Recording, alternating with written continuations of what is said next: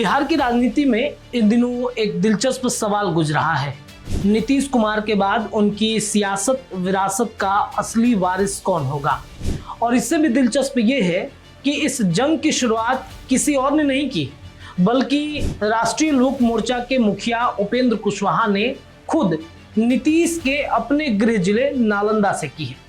और इस वजह से राजनीतिक हलकों में यह चर्चा तेज हो गई है कि कहीं इस पूरे घटनाक्रम के पीछे क्या किसी और का हाथ है, क्या ये सुनियोजित रणनीति का काम तो नहीं है। आज इसी पर हम राजनीतिक विश्लेषण करेंगे। तो राजनीतिक जानकारों का एक तबका ये मानता है कि ये महज इत्तेफाक नहीं हो सकता कि नीतीश कुमार दशकों तक बिहार की राजनीति में इतने मजबूत होकर उभरे कि भाजपा को कई मौके पर उनके आगे झुकना पड़ा, चाहे सीटों के बंटवारे की बात हो या गठबंधन में उनकी शर्तें मानने की हो। ऐसे में यह सवाल लाजमी है कि क्या मोदी शाह की जोड़ी अब जानबूझकर बिहार में एक ऐसा सियासी माहौल गढ़ रही है जिससे सत्ता और प्रभाव कई नेताओं के बीच बंट रहे हैं, ताकि भविष्य में कोई ऐसा नेता नीतीश जैसा कद हासिल न कर सके और पार्टी की मजबूरी न बन जाए। हालांकि ये कयास है और राजनीति में कयासों पर ही खबरें होती हैं। तो बात उपेंद्र कुशवाहा की करते हैं, जो भाजपा के शीर्ष नेतृत्व के करीबी माने जाते रहे हैं और इसका असर उनकी राजनीतिक किस्मत पर साफ दिखता रहा है। चाहे 2024 का लोकसभा चुनाव रहा हो या 25 का बिहार विधानसभा का चुनाव, जब भी विश्लेषकों में उनकी पार्टी की संभावना को कम तरह का नतीजे उसके उलट निकले। हर बार उनकी पार्टी को अनुमान से बेहतर सीटें मिली, जिसे लेकर गठबंधन के अंदर और बाहर दोनों जगह असहजता रही।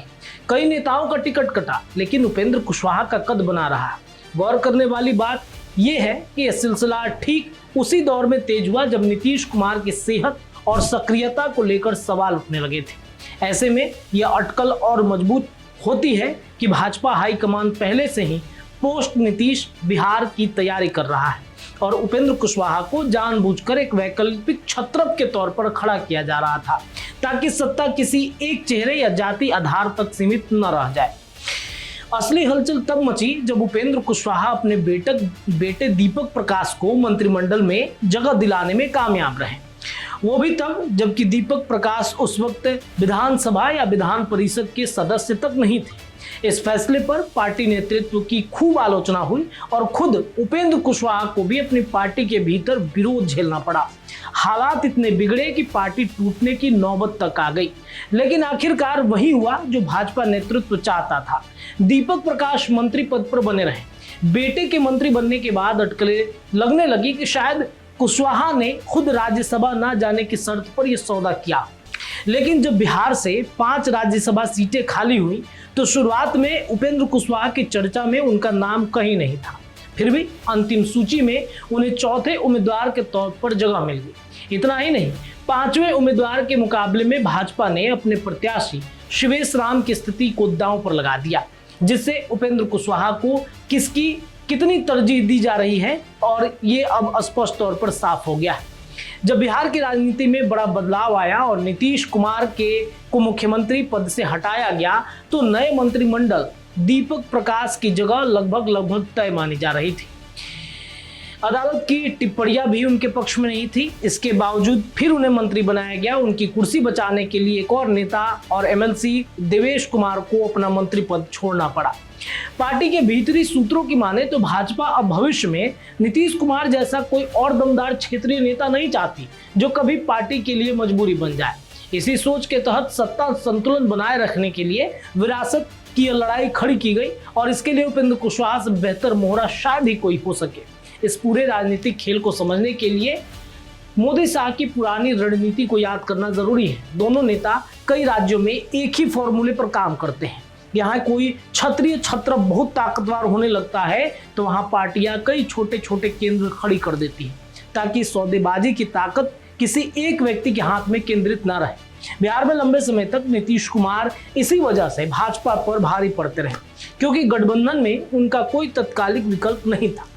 अब जब नीतीश कुमार खुद मुख्यमंत्री पद से हट चुके हैं तो विश्लेषकों का मानना है कि भाजपा नहीं चाहती कि यह जगह सम्राट चौधरी निशांत कुमार या किसी और नेता के पास पूरी तरह चली जाए। इसलिए कुशवाहा को बार बार तरजीह देकर उनके बेटे को बिना विधायक बने मंत्री बनाकर और राज्यसभा में जगह दिलाकर एक समानांतर शक्ति केंद्र खड़ा किया जा रहा है, ताकि जब भी विरासत का फैसला हो तो कोई एक ऐसा इतना दबंग ना हो कि पार्टी नेतृत्व को उसके आगे झुकना पड़े। बेशक यह तभी तक सिर्फ राजनीतिक हलकों में चर्चा रहा, विश्लेषकों और अटकलों में रहा। इसकी औपचारिक पुष्टि किसी भाजपा नेता ने नहीं की, लेकिन उपेंद्र कुशवाहा को मिलती लगातार तरजीह, समय समय पर लिए गए फैसले और नीतीश के कमजोर पड़ने के साथ ही सिलसिला तेज होना, इन सब कड़ियों को जोड़कर देखा जाए तो सवाल उठना लाजमी है कि क्या मोदी साहब बिहार में सत्ता को जानबूझकर बिखेरने की रणनीति पर काम कर रहे हैं।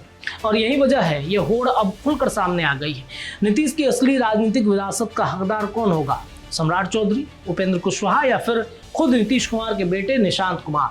क्या इन सवालों का जवाब पहले से ही दिल्ली में तय हो चुका है? इन सवालों का जवाब हम आपसे भी ढूंढना चाहेंगे। अपनी राय कमेंट में रखिए, कमेंट बॉक्स खुला है। इधर नीतीश कुमार के बेटे निशांत कुमार को लेकर जनता दल यूनाइटेड और उपेंद्र कुशवाहा के बीच में ठनी हुई है। उपेंद्र कुशवाहा को जेडीयू के बड़े बड़े नेता इस वक्त नसीहत दे रहे हैं, कई तरह की बातें कह रहे हैं। फिलहाल ये बिहार की राजनीति है और बिहार की राजनीति में सब कुछ सामान्य नहीं होता। राजनीति उठापटक साल भर चलते रहता है और केंद्र की राजनीति भी बिहार की राजनीति से होकर ही गुजरती है। आपको क्या लगता है? अपनी राय कमेंट सेक्शन में आप छोड़ सकते हैं।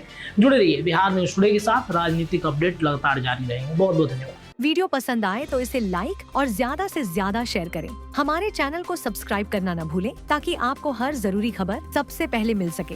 अगर आप किसी खास विषय या मुद्दे पर वीडियो देखना चाहते हैं तो कमेंट करके जरूर बताएं। आपकी राय हमारे लिए बेहद अहम है।